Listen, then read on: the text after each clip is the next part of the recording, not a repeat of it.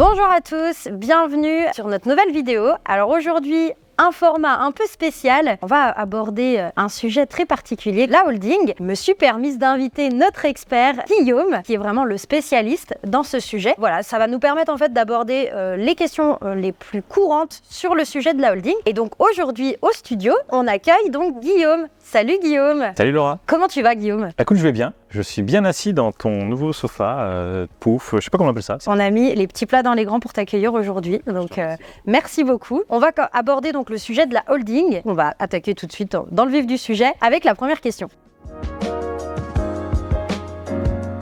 Donc Guillaume, c'est quoi une holding? Une holding, c'est une société qui a pour but de détenir des titres. C'est pas une forme juridique en soi, c'est plutôt son objet qu'il a défini comme étant une holding. Ok, et donc souvent les clients nous demandent, en fait ça sert à quoi? C'est dans quel cas qu'on doit faire une holding? La holding, elle va avoir un intérêt quand on va avoir plusieurs participations à gérer. Donc si je prends le point de vue opposé, si on a une seule société, ça sert pas à grand chose. Si par contre on a plusieurs sociétés, qu'on a une détention intégrale, partielle, majoritaire, minoritaire, là la holding elle va servir un peu de pivot pour détenir toutes ces structures-là et pourquoi pas opérer des transferts de trésorerie entre l'une et l'autre, par exemple. Ok, donc si on comprend bien, la holding, elle détient plusieurs autres sociétés, c'est ça, hein. Ça permet de peut-être fluidifier un peu les mouvements de trésorerie entre l'une ou l'autre société, c'est ça? Voilà, et puis ça permet aussi peut-être d'avoir une organisation juridique un petit peu plus claire que s'il n'y avait pas de holding et si jamais c'est le cas, tout remonte directement sur la personne physique, on comprend bien que ça peut peut-être poser des problèmes, que ce soit vis-à-vis de la vie privée, bon, dans une certaine mesure, que ce soit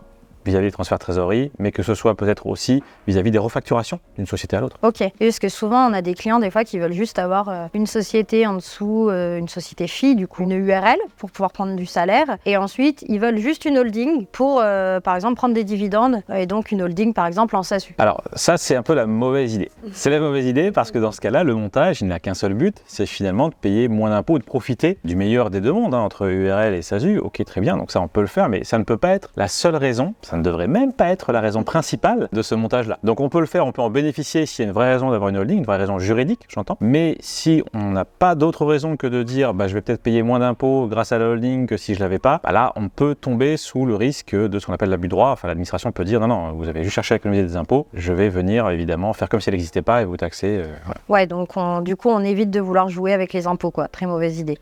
Voilà, ça n'empêche pas qu'on peut en bénéficier, mais on ne le fait pas que pour ça. Ouais, ok, ça marche. Et donc Guillaume, dans quel cas c'est vraiment intéressant d'avoir une holding? Il y a plusieurs cas où ça peut être intéressant. Le cas peut-être le plus fréquent parmi nos clients, ça va être celui, donc la personne qui a sa société de conseil ou autre, qui lui permet de générer finalement son revenu, qui nous dit j'ai envie d'avoir un autre projet, d'investir par exemple. D'investir, ça peut être alors dans l'immobilier, mais c'est pas que le seul investissement, bien sûr. On peut avoir d'autres types d'investissements, on peut aussi vouloir investir dans une société dans laquelle on a travaillé, prendre des participations par exemple. Et dans ce cas-là, la holding, eh bien, elle va pouvoir avoir un intérêt dans le sens où je vais remonter l'argent de ma boîte d'exploitation dans la holding, et une fois qu'il est remonté, il va redescendre dans la société dans laquelle le client voulait investir. Ça, c'est intéressant parce que ça va permettre de constituer un patrimoine. Ce que je fais une fois, je vais pouvoir le faire 2, 3, 4 fois, autant de fois que je veux. Et donc avoir comme ça une multitude de participations.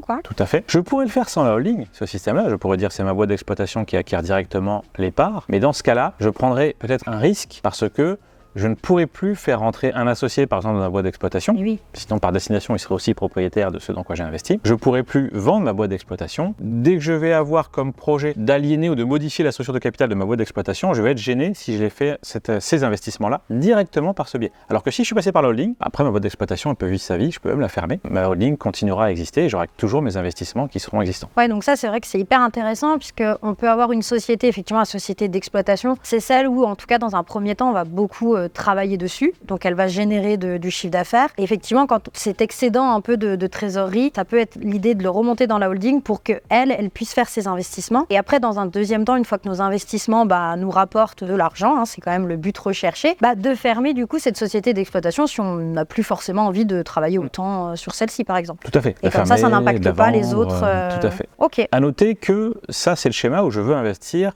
on va dire, dans mon groupe. Je veux rester au point de vue professionnel. Je pourrais très bien aussi dire, je sors l'argent de ma boîte d'exploitation pour qu'il vienne directement chez moi, et moi j'investis. C'est pas évidemment le sujet de la holding, mais je tiens à le préciser parce que les gens se focalisent assez vite sur l'investissement à travers la holding pour justement ne pas le sortir personnellement. Il faut des fois se poser la question, est-ce que ça vaut pas le coup de le faire personnellement, peut-être pour profiter d'un intérêt fiscal qui peut exister quand je le fais à titre personnel. Donc attention à bien se poser la question et pas toujours partir avec une idée préconçue sur la holding, la holding, la holding. Oui, ça peut servir, mais c'est pas la seule voie possible. J'entends très souvent, je veux créer une holding pour baisser mes impôts. J'ai ma petite idée sur la réponse, mais je veux bien ton avis, j'en profite comme je t'ai aujourd'hui. Qu'est-ce que t'en penses? Créer une holding pour payer moins d'impôts? Bon alors comme on l'a dit tout à l'heure, si le seul but de la holding c'est de pas payer d'impôts ou d'en payer moins, on a un petit problème de justification. Cela dit, il ne faut pas éluder le fait qu'il y a des vrais dispositifs qui existent pour atténuer l'imposition de la holding. Alors, il y en a deux principaux. Et je pense que nos clients en ont entendu parler d'ailleurs. Et c'est ça qui les pousse à avoir ce raisonnement-là. Le premier, c'est le régime mère-fille. Régime mère-fille, c'est-à-dire, j'ai une boîte d'exploitation qui est détenue par une holding. Ma boîte d'exploitation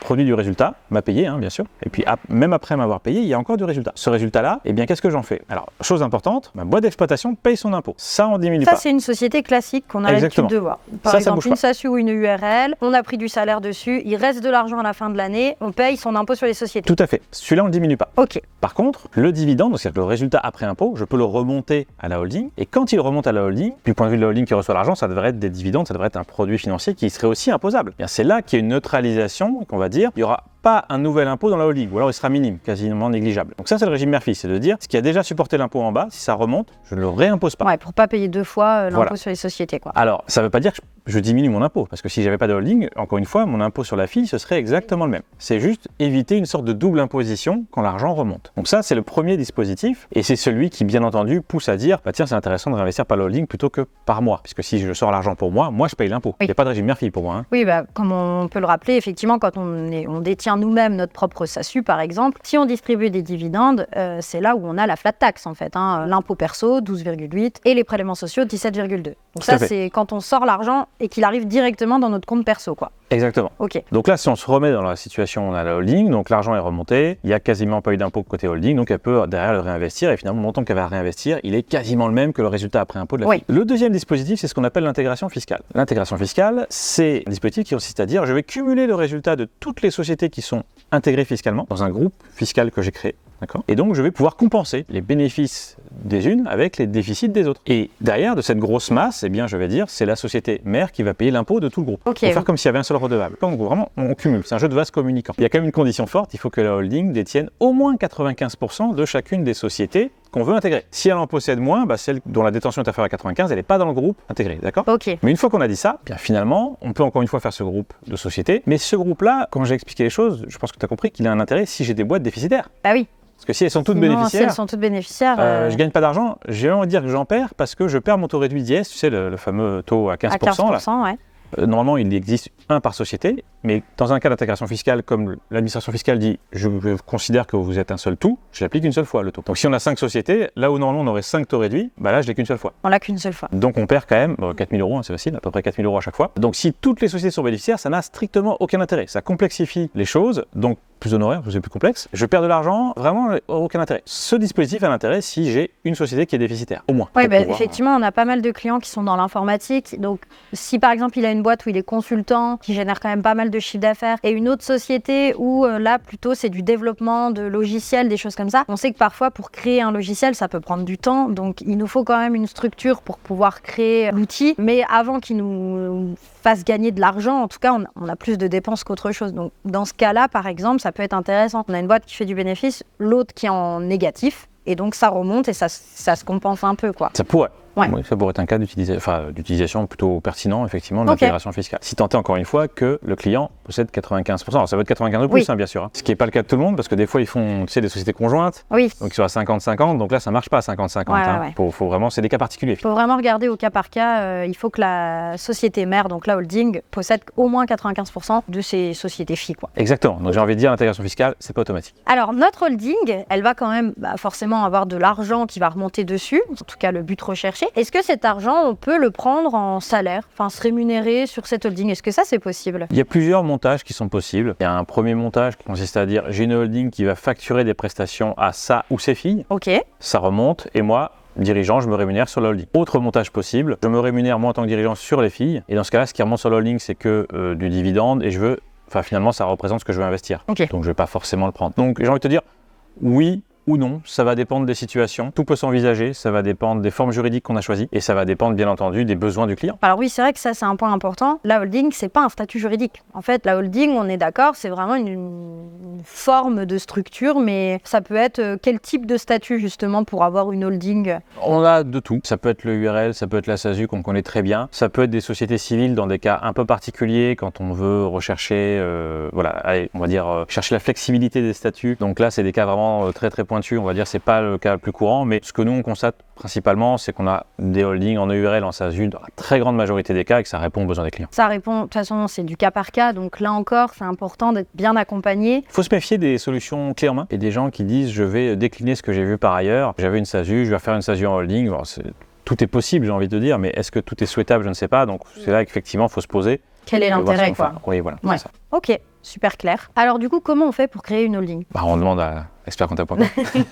Ça, c'est la meilleure réponse. Je pense qu'effectivement... On peut le faire de deux façons. Ça va dépendre si je le fais initialement, dès que je crée ma boîte d'exploitation, je crée la holding en même temps, ou si je le fais un peu plus tard parce que je n'avais pas identifié que j'avais besoin de ça au début. Donc le faire initialement, c'est très simple, c'est créer une société de la même façon que j'ai créé ma boîte d'exploitation. Parce que là, je commence juste par créer ma holding et ensuite, dans un second temps, je crée ma boîte d'exploitation qui appartient à ma holding. Le schéma est déjà prêt à être utilisé, il n'y a pas de complexité. J'ai envie de dire, c'est le cas le plus simple. Le cas un peu moins simple, c'est le cas de dire ça fait quelques années que ma boîte existe, ma boîte d'exploitation, donc celle qui génère mon chiffre d'affaires, mes revenus, etc. Et je me suis aperçu que j'avais besoin d'une holding. Donc là, il va falloir que j'organise le transfert des titres de ma société vers la holding. Et il va falloir que moi, je me retrouve bien entendu propriétaire de la holding. Donc il y a deux schémas. Je ne vais pas rentrer dans le détail, c'est un peu compliqué, mais globalement, soit je vais céder les titres à la holding, soit je vais faire une cession, soit je vais faire un apport de titres à la holding. J'apporte des titres comme un apport en nature, et je reçois les titres en contrepartie. C'est des schémas qui ont leurs avantages, leurs inconvénients. Là, ça va dépendre encore une fois du cas par cas. Voilà, de l'objectif que s'est fixé le client. Donc, comme tu le disais, la holding, elle doit détenir notre société. Donc, soit je crée dès le début la holding et la société d'exploitation. C'est assez rare parce que, comme tu le dis, on ne sait pas trop ce que l'avenir nous réserve. Donc, c'est quand même... c'est vrai que on peut l'anticiper, mais c'est assez rare quand même. On l'a déjà vu, donc ça peut arriver peut-être auprès de gens qui ont déjà l'habitude, qui savent un petit peu ce qu'ils vont faire. Mais tu as raison, ce n'est pas le cas le plus courant. En tout cas, ce qu'il faut se dire, c'est que c'est pas grave. On peut très bien avoir sa société classique pendant des années et le prévoir plus tard. On n'est pas obligé de le prévoir dès la création. Ça peut se faire dans un deuxième temps. Et donc, au bout de 2-3 ans, quand là, à ce moment-là, on veut créer sa holding, eh bien, on va la créer. Et après, il y aura deux solutions. Soit une fois que les deux sont créés, on vend les parts, ou alors apport de titres. Et là, par contre, il faut faire attention, ça se fait au moment de la création de la holding. Il faut tout faire en même temps. Voilà. Exactement, tout à fait. Ok, super clair. Alors, Guillaume, combien ça coûte, ce montage-là? Ça va dépendre des situations. La première situation, celle où on anticipe tout, évidemment, c'est pas très cher. Finalement, je vais juste créer une société en plus, donc ça va coûter le prix de la création d'une société. Ça, c'est quand on fait les deux en même temps, quoi. Du coup, ça coûte un peu moins cher que si on le fait plus tard, quoi. Si on le fait plus tard, c'est plus cher, on va pas se mentir. Pourquoi? Parce qu'il y a beaucoup plus d'étapes juridiques. On va devoir commencer par évaluer la société. Qu'on la vende ou qu'on la porte, il faut l'évaluer, de toute façon. Bah oui. Si je la porte, il faudra qu'il y ait un tiers, ce qu'on appelle un commissaire aux apports, qui valide ça. Donc, il faudra payer ce monsieur ou cette dame. Et puis, il y aura tous les actes juridiques, bien entendu, à réaliser lorsqu'on crée la holding. Donc, ça peut aussi aller jusqu'à la mise à jour des statuts de la fille. Donc, c'est un ensemble de choses qui fait qu'on peut arriver à quelques milliers d'euros dans ce cas-là. Oui, parce que forcément, la société qu'on a créée depuis déjà quelques années, entre le moment où on l'a créée et aujourd'hui, elle a pris de la valeur. Donc, c'est vraiment ça le plus compliqué finalement, c'est de valoriser les parts pour savoir qu'est-ce qu'on apporte et à quel prix en fait on va vendre nos parts à notre holding, quoi. Tout à fait, on ne peut pas prendre n'importe quel tarif, ça ne se fait pas à la valeur nominale, c'est pas parce qu'on a mis 1000 euros de capital au début que 3 ans plus tard la boîte vaut 1000 euros, bien entendu. Donc il faut tenir compte de ça et c'est pas juste au doigt mouillé. L'administration est très regardante là-dessus et c'est facile pour elle de redresser, donc il faut avoir effectivement une évaluation, une approche mathématique des choses pour ne pas prendre de risques. Là, le risque est très très lourd si jamais on sous-évalue ce qu'on apporte. C'est très facile à redresser et ça coûte très très cher. Oui, je t'avoue qu'on a pas mal de clients qui nous posent cette question, quoi. Est-ce qu'on est vraiment obligé de valoriser est-ce que ça c'est nécessaire? Mais oui, ta réponse c'est oui. Effectivement, si on a un contrôle là-dessus, on risque quand même gros, quoi. Si on a un apport, si on réalise un apport de société, c'est obligatoire puisqu'il y a le commissaire aux apports, le tiers. Lui, il ne va pas signer en blanc, donc il voudra les éléments qui ont servi au calcul. Si on fait une cession c'est entre soi et soi. C'est entre une société qu'on possède et l'autre qu'on a aussi. Donc, de toute façon, évidemment, on est jugé partie. Dans ce cas-là, c'est pas obligatoire, mais c'est toujours très vivement recommandé pour la raison que j'indiquais. Si on minore, l'administration va nous dire, ok, elle a plein de motifs de redressement là-dessus. Elle a l'embarras du choix, c'est compliqué à démonter. Donc là-dessus, le risque est vraiment, me paraît très important. Ouais, ok, il vaut mieux pas tendre le bâton pour faire battre, quoi. Exactement. Eh bien, Guillaume, je pense qu'on a abordé toutes les questions, en tout cas, qu'on voulait voir aujourd'hui. Donc, un grand merci. Un grand merci également à vous qui êtes restés jusqu'à la fin. J'espère que ce nouveau format vous plaît et que le sujet, surtout, vous a plu. Si c'est le cas, je vous invite bien évidemment à mettre un j'aime sur cette vidéo. Et puis, bien sûr, je vous invite à vous abonner pour ne louper aucune de nos futures vidéos. Vous retrouverez aussi un lien qui vous permet tout simplement de nous contacter pour qu'on puisse, comme on l'a dit tout au long de la vidéo, c'est du cas par cas. Appelez-nous pour qu'on puisse répondre à toutes vos questions.